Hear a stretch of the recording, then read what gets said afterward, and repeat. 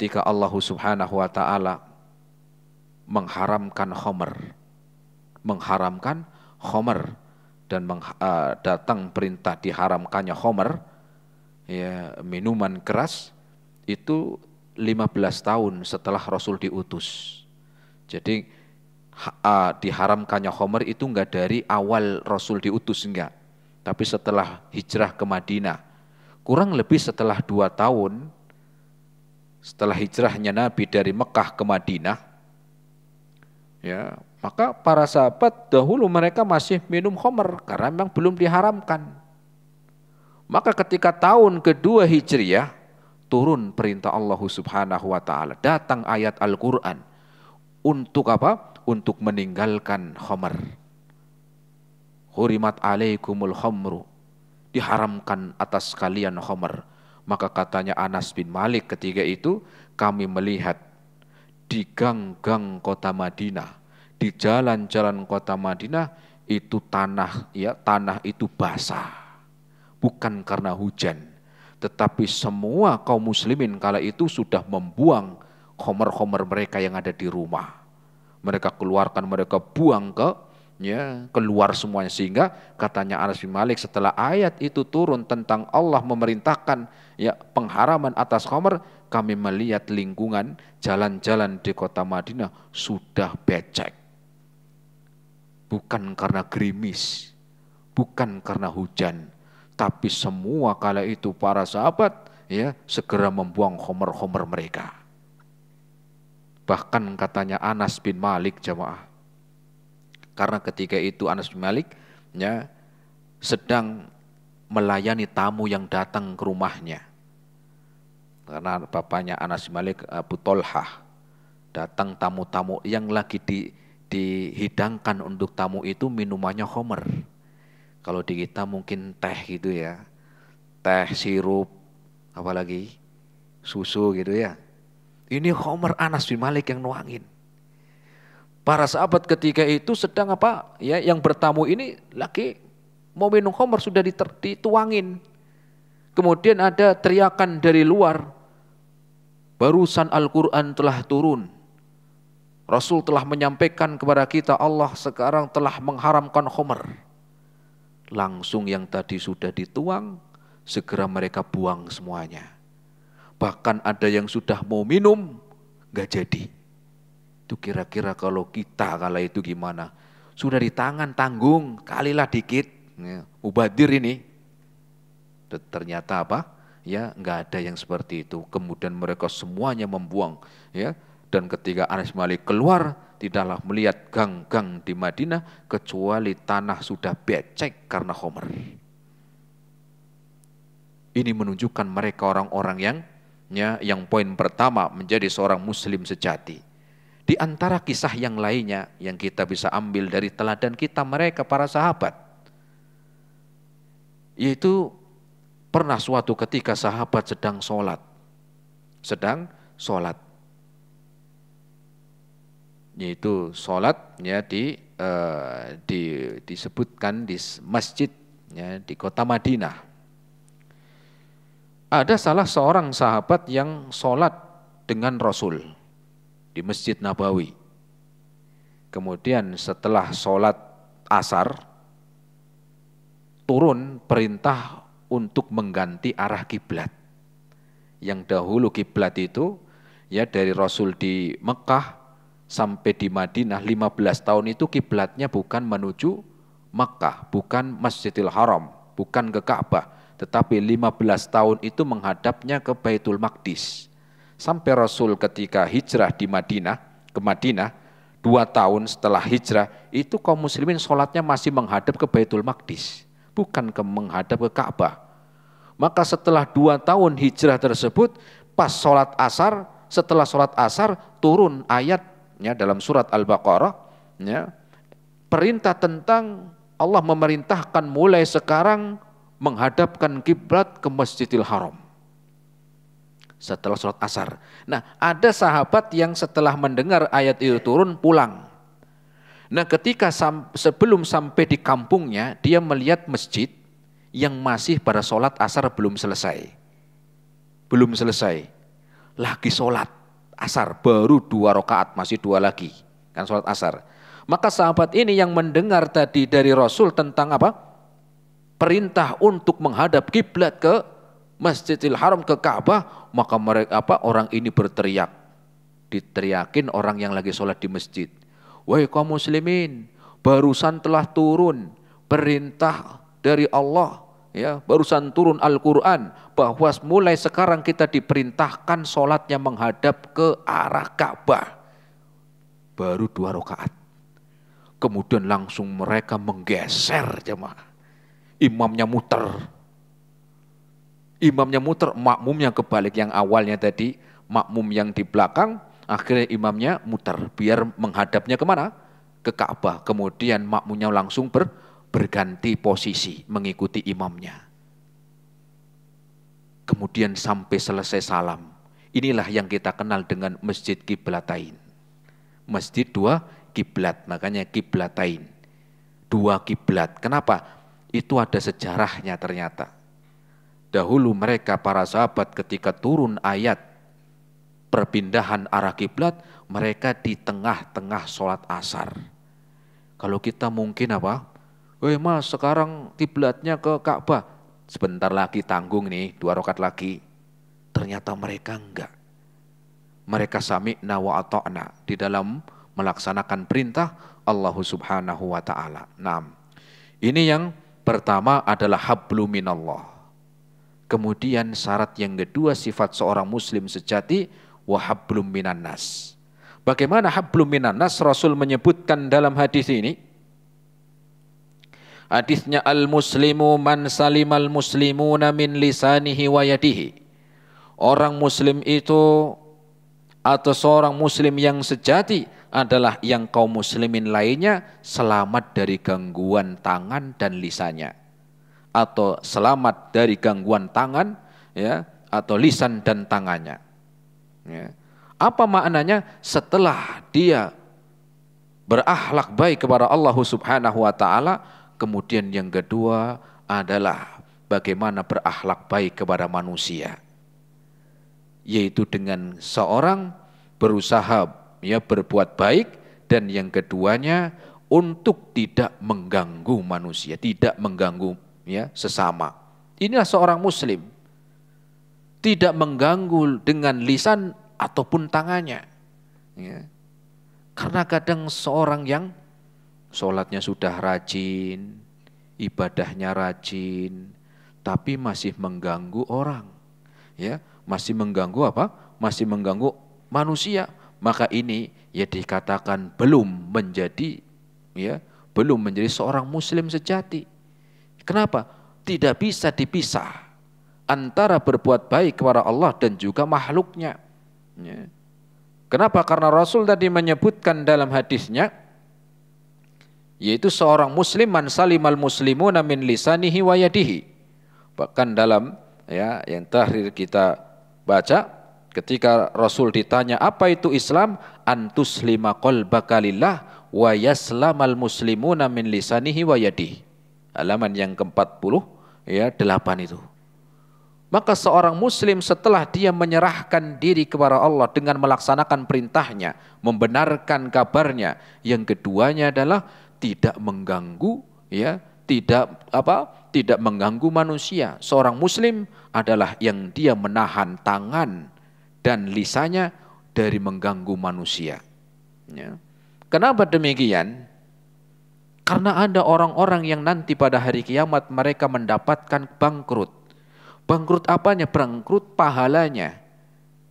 Padahal sudah melaksanakan, mengamalkan sholat 5 waktu, sudah mengamalkan perintah Allah, tetapi lupa.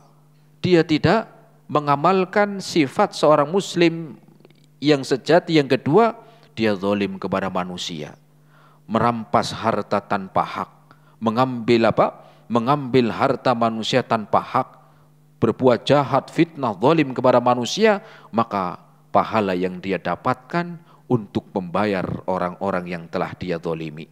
Sehingga seorang muslim yang sejati yang disebutkan dalam hadis Nabi SAW, al-muslimu man salima muslimuna min lisanihi wa yadihi. seorang muslim yang sejati yang tidak mengganggu muslim yang lain, tidak mengganggu manusia, ya, baik itu mengganggu dengan lisan. Dengan apa itu lisan? Dengan menggibah, namimah, mengadu domba, menfitnah, ya, ataupun mencela, ataupun ya menghina. Ini diantara apa? Ya, perbuatan yang mengganggu manusia lewat lisannya. Ya. Ataupun mungkin lewat lisan tidak, tetapi lewat tangan. Ya. Bagaimana itu dengan tangan? Ya, dengan tangan ya macam-macam. Buang sampah sembarangan. Ya. Saya nggak pernah mencuri, saya nggak pernah zalim, tapi buat buang sampah misalnya sembarangan. Ya. Buangnya di kali. Sehingga kalau lagi lagi hujan banjir, itu kan menzalimi orang juga. Ya. Kemudian juga menzalimi yang lain. Atau mungkin lewat lisannya tidak, lewat tangannya secara langsung juga tidak, tapi lewat perbuatannya. Misalnya asap rokok nih, maaf nih, lewat asap rokok. Kan orang yang menghisap asap rokok yang bukan aktif, itu kan bisa kena penyakit. Betul nggak jemaah? Betul. Yang rokok di sana tapi asapnya ke sini. Jenengan yang menghirup, ya, itu kan juga bisa kena penyakit. Apalagi di situ sudah ditulis benar-benar, ya, merokok bisa mengakibatkan ini disebutkan. Maka ini pun bisa masuk mengganggu manusia. Ya, kenapa ada yang rokok saya yang sakit? Oh ternyata ya, karena terganggu lewat asapnya. Ya. Maka ingatlah bahwa ketika seorang ya ngerokok, maka asapnya itu mengganggu orang.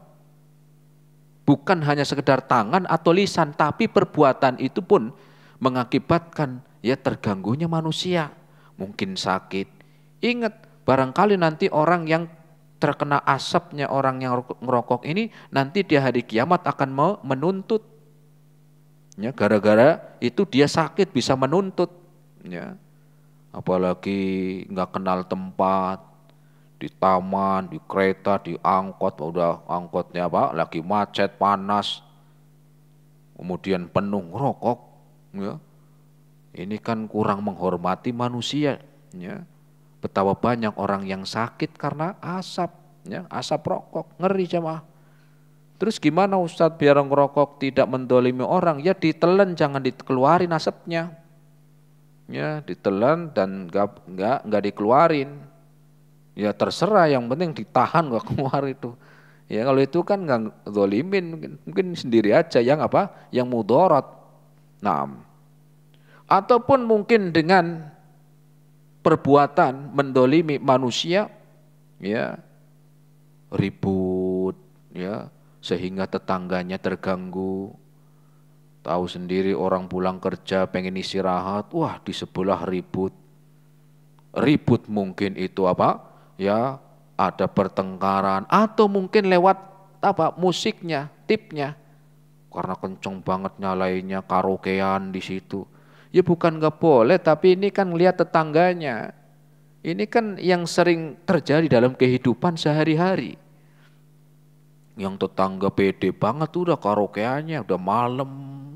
Ya kita yang dengerin suaranya ya mending enak gitu kan. Suaranya juga ya, tapi ya begitu. Atau mungkin dengan suara knalpot yang bising. Ini mengganggu manusia. Bukan lewat tangan, ini secara tidak langsung nggak lewat tangan, tapi perbuatan dari tangannya. Ya, sudah knalpotnya bising, tengah malam jam 11 baru pulang, itu kan se-RT dengar semua udah itu. Wah si anu tuh kayaknya tuh suaranya suara motornya. Maka ini bising, mengganggu manusia, apalagi ada yang punya bayi, ada yang punya anak kecil, ada yang sakit. Apa enggak kasihan suaranya begitu? Ya.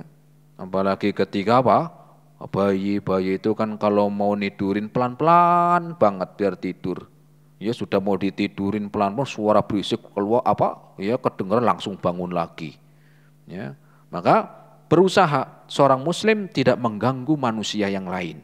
Baik itu dengan gangguan tangan ataupun gangguan lisan. ya, gangguan apa? Lisan. Ya. Atau mungkin kita punya pohon ya di depan rumah, tapi sampahnya ke tetangga. Ya, ya minimal kita sampaikan lah, jangan sampai pohon-pohon yang jenengan, buah jenengan yang menikmati, yang jual yang jenengan, tetapi kasihan tetangga buangin sampahnya. Apalagi sekali sekali panen tetangga nggak dikasih. Ya, kalau dikasih masih mending lah. Ya, ini enggak ditebasin. Tahu tebasin enggak? Ya tetangganya enggak dapat. Ya. Atau mungkin seorang yang parkir sembarangan, ini kan mengganggu manusia juga. Bukan enggak boleh punya mobil, silahkan punya mobil. Tapi kalau enggak punya tempat parkirnya, ya sudah sewa di mana. Jangan tempat jalan umum buat parkir. Sudah gitu dikasih kanopi lagi atasnya. Ya. Sawahnya juga ada yang begitu ya, jalan umum dikasih kanopi untuk ya pribadi ada, sampai sekarang pun ada. Kalau mau saya tunjukin. Kalau mau saya tunjukin ada. Ya, maka ini juga mengganggu manusia, bahkan sampai nggak bisa lewat. Ya. Kasih kanopi di tengah-tengahnya dikasih apa? Dikasih coran. Itu jalan umum. Ada begitu. Ya. Ya ada orang muslim juga begitu, ada. Ya. Maka jangan kita meniru ya, kalau kita ingin menjadi seorang muslim yang sejati, al-muslimu man salimal muslimuna min lisanihi aw yadihi. Seorang muslim sejati yang dia ya tidak mengganggu manusia yang lain, selamat dari gangguan tangannya, selamat dari gangguan ya lisannya, dan selamat dari gangguan perbuatannya. Kenapa? Karena ini bisa mengakibatkan keburukan nanti pada hari kiamat. Ya, akan menjadikan keburukan pada hari kiamat. Kemudian juga di antaranya kita berbuat baik. Di samping kita tidak mengganggu, tidak menyakiti, baik itu dengan tangan atau dengan apa? Dengan tangan lewat tulisan. Ya, itu kan sebagai wakil dari lisannya. Ya, atau mungkin dengan perbuatannya, dengan memukul atau perbuatan yang lain. Maka yang keduanya adalah berusaha berbuat baik kepada manusia. Ya, berbuat baik kepada manusia. Kenapa Allah sebutkan dalam Al-Quran, dalam surat Al-Baqarah ayat yang ke-195, wa ahsinu innallaha yuhibbul muhsinin, dan berbuat baiklah kalian, sesungguhnya Allah mencintai orang-orang yang berbuat baik. Banyak orang selain non-muslim juga banyak yang berbuat baik. Terus bedanya apa dengan orang muslim? Perbuatan baiknya apa bedanya? Tentunya berbeda. Di mananya? Dorongannya. Dorongan seorang muslim dengan orang non-muslim di dalam perbuatan baiknya, maka perbedaannya adalah di antaranya motivasinya. Ketika seorang muslim melakukan kebaikan, dorongannya innallaha yuhibbul muhsinin. Sesungguhnya Allah mencintai orang-orang yang berbuat kebaikan. Sesungguhnya Allah akan membalas kebaikan dengan pahala. Sesungguhnya Allah akan membalas kebaikan orang-orang muslim dengan kebaikan yang lebih baik nanti pada hari kiamat. Adapun yang selainnya karena tidak ada iman dengan hari kiamat, ya mungkin kebaikannya Allah balas di dunia. Allah balas di dunia, tetapi di akhirat tidak mendapatkan balasan. Ya, maka itu diantaranya. Bagaimana kita minimal berbuat baik kepada manusia? Ya minimal kita senyumlah kepada manusia, sampai Rasul mengatakan la tahqiranna minal ma'rufi syai'a. Jangan engkau meremehkan amalan yang kecil, kebaikan. Jangan engkau meremehkan kebaikan walaupun kecil, walau antalqa akhaka biwajhin talqin. Walaupun engkau itu tersenyum kepada saudaramu, enggak butuh uang, ya. Dengan senyum itu butuh berapa ribu sih, kan enggak butuh. Ya, maka itu perbuatan baik atau berkata yang baik. Berkata yang baik.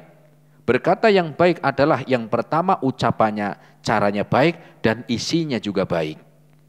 Ucapannya, caranya baik dan kontennya, isinya juga baik. Ya. Bukan hanya saja ucapannya baik tetapi isinya enggak baik. Misalnya bisik-bisik, nanti maling yuk. Nah, ini kan enggak benar. Bisik-bisik pelan-pelan lemah lembut tapi ngajakin maling misalnya.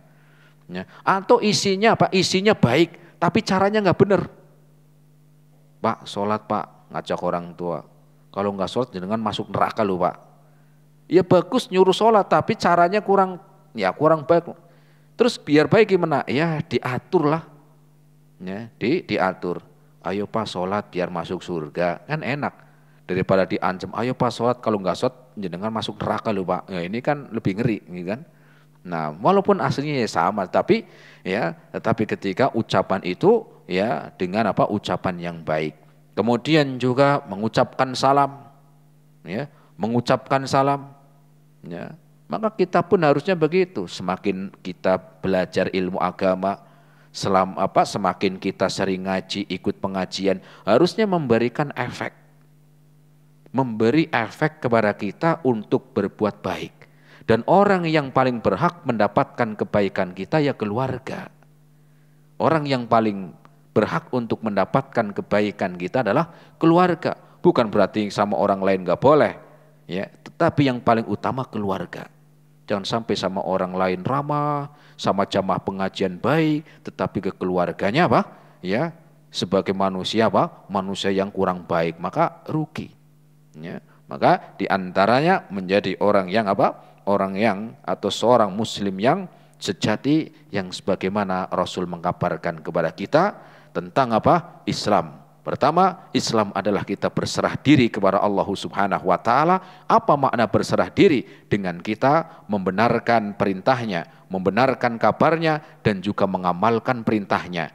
Dan juga seorang muslim yang kedua, ya, seorang muslim yang sejati adalah dengan berbuat baik kepada manusia, dengan dengan tidak mengganggu dan juga menahan untuk tidak mengganggu, baik itu perbuatan lisan ataupun dari tangan ataupun dari gangguan yang lainnya. Itulah menjadikan seorang muslim yang sejati, sebagaimana tadi disebutkan oleh istri Nabi SAW bahwa akhlaknya Nabi adalah Al-Quran. Apa maknanya? Mengamalkan isi Al-Quran. Dan Al-Quran bukan hanya saja beribadah kepada Allah, tetapi juga ada bagaimana berbuat baik kepada manusia. Semoga apa yang kita sampaikan menjadikan kebaikan untuk kita semuanya, dan semoga Allah Subhanahu wa taala menambah kita iman dan amal soleh, sehingga menjadikan kita orang-orang muslim yang Rasul sallallahu alaihi wasallam menyebutkan dalam hadisnya, seorang muslim adalah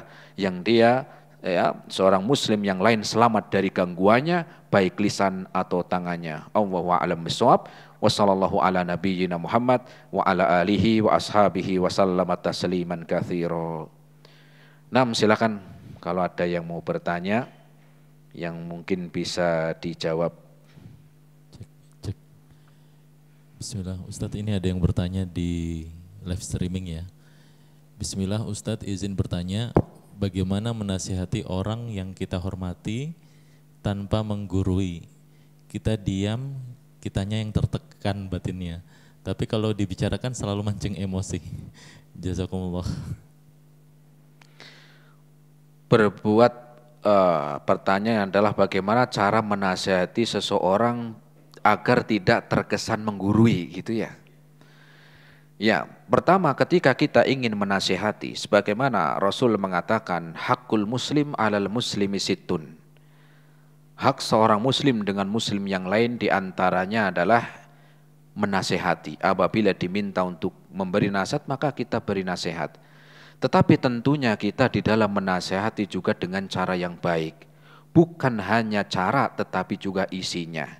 Ketika jenengan mau menasihati orang lain tanpa terkesan menggurui, bagaimana caranya? Ya, caranya bisa diajak ngaji. Atau kita tanya, ya, ditanyakan atau dikirim lewat buku, dikasih buku, ya, buku-buku yang manfaat, atau mungkin dikirim lewat lewat tulisan-tulisan yang manfaat, ya. Jadi ini diantaranya tanpa kita terkesan menggurui, ya, bisa dengan kita kirim buku atau kita kirim tulisan-tulisan yang manfaat, atau kita ajak ikut pengajian, atau kita ajak untuk mendengarkan, ya. Ini diantaranya. Kemudian yang keduanya, agar kita tidak terkesan untuk menggurui, Maka di antaranya kita memberikan bantuan. Kenapa? Karena seringkali ketika seorang yang kita bantu, kemudian kita ajak untuk kebaikan, seringkali dia akan menerima. Kenapa? Karena sudah kita berbuat baik kepada dia. Kadang kita misalnya ngajak, ayo kita ngaji. Loh kamu ngajakin ngaji, utangnya belum dibayar misalnya. Ya, maka dengan cara kita tanam jasa dulu, maknanya tanam jasa itu kita berbuat baik dulu. Ya, berbuat baik, ya intinya tadi cara untuk kita menasihati ya orang lain tanpa terkesan menggurui, maka buatlah cara-cara yang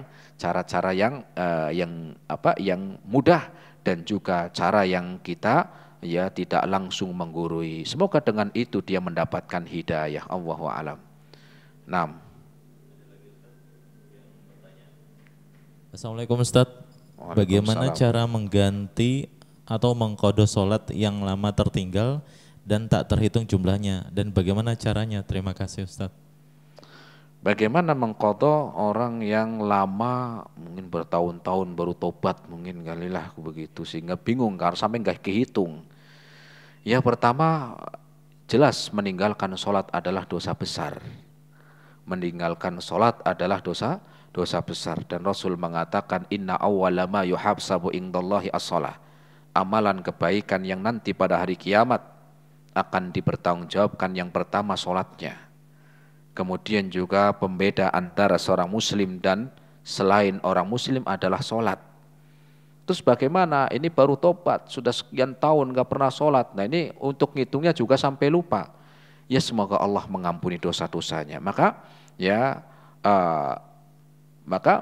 kita cukup dengan kita melaksanakan sholat yang sudah kita sekarang misalnya tobat sudah kita banyak ya kita laksanakan sholat yang Allah perintahkan 5 waktu.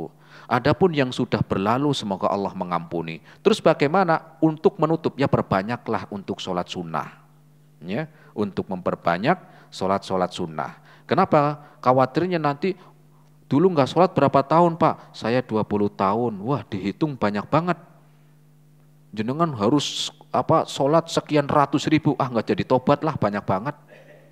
Akhirnya nggak jadi nggak jadi tobat karena saking banyaknya. Ya, maka sudah semoga Allah mengampuni, maka perbanyaklah ya pertama dengan melaksanakan kewajiban sholat.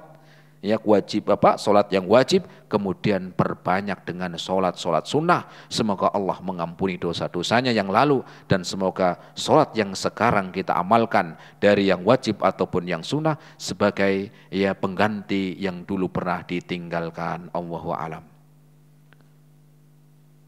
Silakan ada lagi?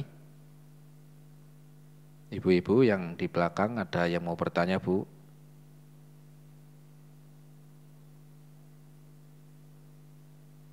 Cukup? Ya, kalau nggak ada pertanyaan, kita cukupkan sampai di sini. Semoga bermanfaat. Terima kasih atas segala perhatiannya. Mohon maaf atas segala kekurangannya. Kita akhiri subhanakallahumma bihamdika asyhadu an la ilaha illa anta astaghfiruka wa atubu ilaik. Assalamualaikum warahmatullahi wabarakatuh.